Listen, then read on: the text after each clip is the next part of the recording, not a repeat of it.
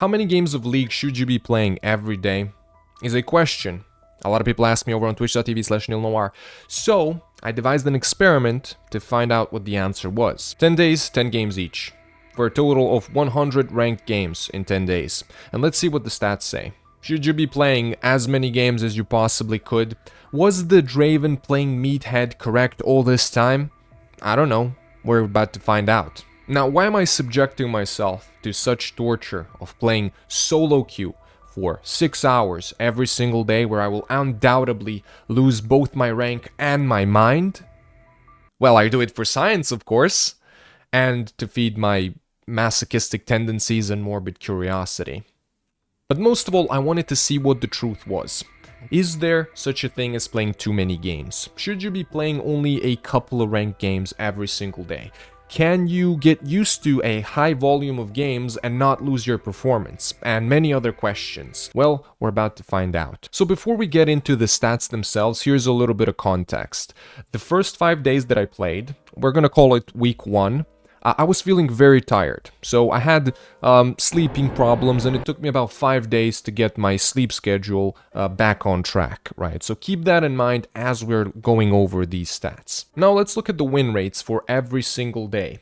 We have the average win rate for 10 games for the whole week, and I've also did a calculation on the win rates for the last 4 games, as well as the last 2 games for every single session. A couple of notable things is that win rate during week 1 was only 44%. Again, this is because I was feeling pretty tired. And we have a win rate for week 2 with a whopping 60%, giving us a total win rate of 52%. So I did manage to climb by the end of it, even though I completely expected to just drop down to Diamond 4 by the end of this whole thing, to be honest. The worst win rate was achieved on day 5 of week 1 with only a 20% win rate. So that means that I've only won 2 out of the 10 ranked games that I played that day. And we have the best win rate on day 4, week 2, with a whopping 80% win rate. So that's pretty nice, but I'm still a little bit salty that I didn't manage to get that 100%. I could have definitely gotten it if I played just a little bit better. An additional thing to note is that if we look at the total average win rate, we have a 52%. But if we look at the total average win rate for the last 2 games, we have a 45%, so a 7% drop off in win rate for the last 2 games. Now, the biggest responsibility falls for the last 2 games of week 1, so the week where I was tired, where we have a drop off from 44% to a only 30% win rate, which is a 14% win rate drop off, which is pretty significant. Now, we're going to get into a little bit more detailed stats to make some predictions, as well as see what's going on here. And thanks to the help of a friend of mine who does stats, we can make some predictions and look at some trends. So let's have a look. Now here we have a graph that shows a probability of me winning a game based on the number of that game within the session. So we can see a clear downwards trend here. However, one thing to take into consideration is that there is a significant difference between week 1 and week 2. And that is obviously, like week 1, I was pretty tired. So I think that in order to make more solid and better conclusions, we should be looking at these stats by separating the 2 weeks. So we're going to do that. So the point of this graph now is just to show us a general trend that adding more games is going to have on our win rate. And independent of the week, we can see that it does have a negative trend. So adding additional games will in fact negatively impact the win rate, which means that there's probably a point after which adding more games is not a good idea. Now, if we look at the trends on a weekly basis, we can see that things eventually start tapering off and start slowly going down in both cases for both weeks.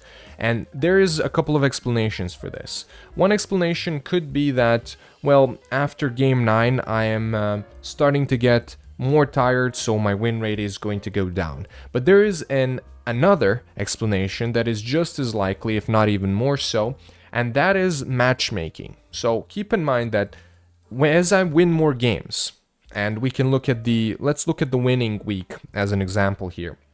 We can see that we have a very positive win rate up until game 8, and it slowly starts going down at games 9 and 10. So the idea here is that as I'm winning more games and I'm climbing, I'm going to get placed into games with better players, which is going to pull down my win rate, and therefore this is the explanation for the lower win rates in games 9 and 10.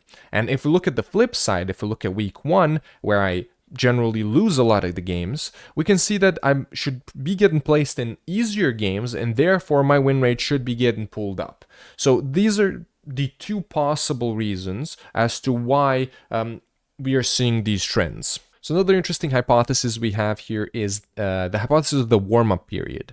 So when I play League of Legends, I feel like my first game, I'm completely cold, I'm not warmed up, and I perform the worst. And adding additional games, I start feeling a little bit more loose, a little bit better, and I feel like my performance is going up. Now, if we look at this, during week 1, this is not the case. So when I'm tired, when I'm not ready to perform, adding additional games, even though I start feeling better, actually has a detrimental effect. So my win rate keeps going down. However, week 2, when I play good, adding additional games does have this potential warm-up effect where my win rate just keeps going up and up until a certain point. I've also had people ask me, what do I think about the blocking method? So for those of you who are not aware, the blocking method is this idea that you should be playing league ranked games in blocks. So you would take a block of 2 games or 3 games, you can play these 3 games, then you go on a break, and then you come back and you play 3 more games or 2 more games or whatever, how many games you like. I think this idea makes sense in theory.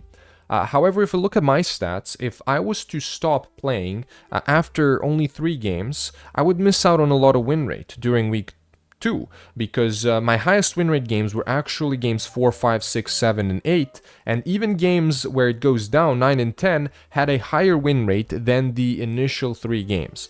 But if we look at week 1, we can see that if I was to 3 block, I would maybe slow down this negative effect. So I think the idea of 3 blocking does have its place, but I think it's more of a tool to help prevent you from losing LP than it is to gain more LP, because the idea is if you're unable to predict or accurately assess when you're ready to perform or when you're playing bad, as well as if you're prone to tilt, then playing 3 games and going on a break would kind of give you the average. So you would not be getting the most out of your good days, but you will also not be losing the most out of your bad days. I think 3 blocking is definitely a tool that you could try.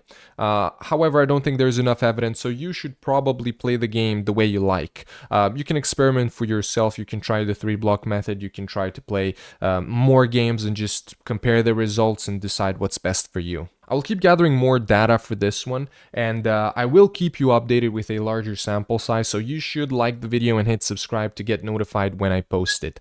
For now, it seems that the best and the optimal range of games for me is going to be somewhere between 4 and 8 games per session. I really wonder if playing more games and is going to push this limit even higher. After finishing these 100 games, I did have some significant mindset shifts when it comes to League. My rank was moving so fast, I would go from Diamond 1 to Diamond 3 back to Diamond 2 in a matter of sessions.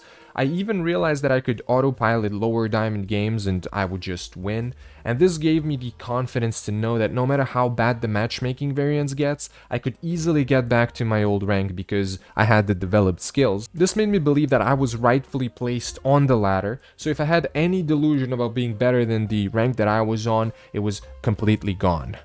Not that there was any, of course.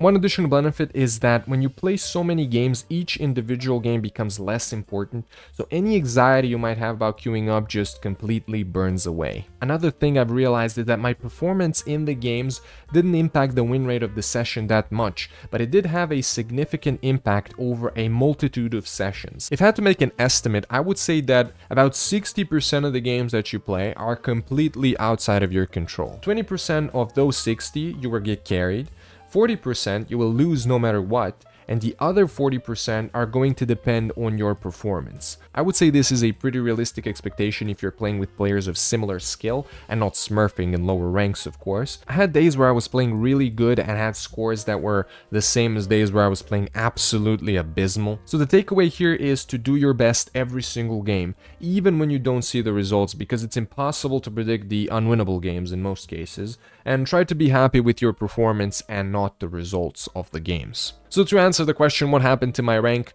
I dropped down to Diamond 3 about 10ish LP, and after that I managed to climb back to Diamond 1 about 45 LP, and so I hit my peak rank of Season 14 so far.